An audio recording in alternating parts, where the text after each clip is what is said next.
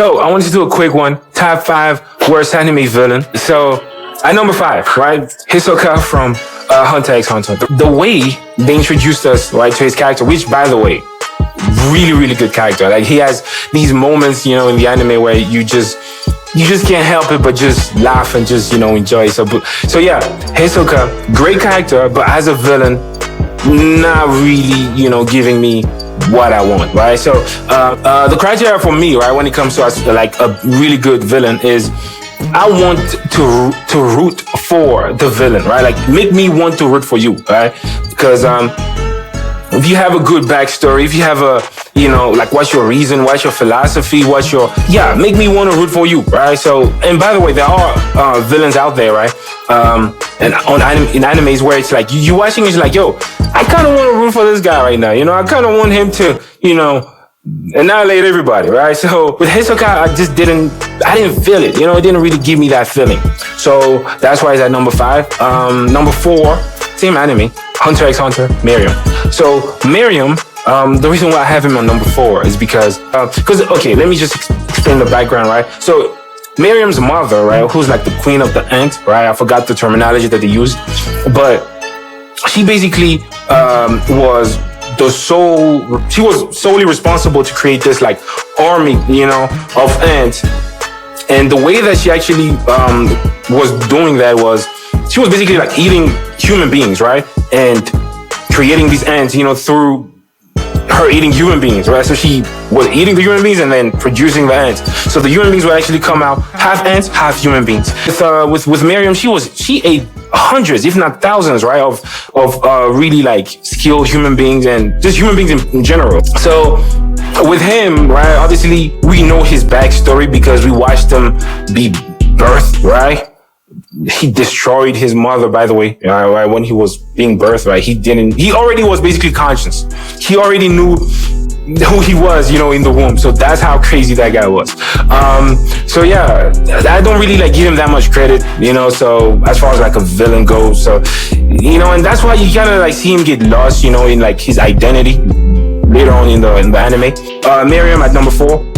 Number 3, we have Aizen from Bleach. So the reason why I put Aizen in this list is because as a character, he's not bad, right? Like, he's, he's very like smart, especially like the way they introduced us to the character. So it's like, there's this guy who, he's very like witty, very smart, top-notch Soul Reaper. And I actually thought he was going to be Ichigo's mentor, So I'm thinking, he's going to be like a big part, in Ichigo's, development and all that stuff, him becoming like this substitute Soul Reaper. And we find out that he's a demon. I just wish like his backstory could back up what we saw on the show. The backstory they gave us, from Aizen was not what they prepped him to be. It was I'm not gonna say it was lackluster. It was good, but I felt like it was too generic. It was the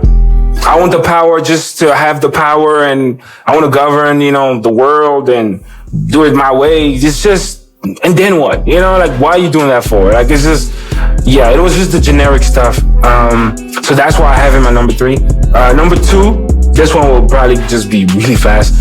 Majin Buu from Dragon Ball Z. So with Majin Buu, the anticipation to him being revived, right? At BBD. And then there was this whole thing, and then, the episodes, the episode that preceded that one was so good, and we get to that point, and, you're wondering whether, is he going to actually be revived? No, it's not. Oh, no. Goku is going to get there before. No. Vegeta did. It was so good. And then he gets revived. And you get this, like, funny, guy who, it wasn't that. But I'm not talking about Kid Buu. I'm talking about the first version of Buu that they showed us. That guy, as a villain, was not it. He just was not. He just wasn't. But yeah, so that was number 2. Number 1, from My Hero Academia, All for One. All for One, to me, was like a waste of character. All for One could have been one of the greatest villain ever. Alpha One is this guy with no face, whose superpowers is basically, I'm stealing your powers whenever I want to. All I just gotta do, I think is what he only has to do, just touch them. Just by touching them. The dude has no face. What did Drake say? No face. He has no face. No face. That's what, no face. Like, no face, no case. His story, his background could have been anything y'all could have cooked. And dude, right now we're like 6-7 seasons deep in, and we don't know much about this guy, right? And yeah, man, like, Alpha One, missed opportunity. Just missed opportunity. I feel like it's also another just generic, I want power just for the sake of having power, which is boring at this point. We've seen that whole story a bunch of times, who actually I think could have been like a really good villain in My Hero Academia is Endeavor. Endeavor actually, I know people are actually going to say, that one actually is, generic. The second guy becomes the villain. Yeah, I know, but not for Endeavors, because Endeavor, we saw him training year after year after year after year and still coming up short to One for All. So it's like, because at some point we were like, we want this guy to, take over, and like you kind of wanted to root for the guy. So if he turned out to be a villain, it wouldn't be that bad, like it made sense, and yeah, I think that would have been even better. I think that would have been better in my opinion.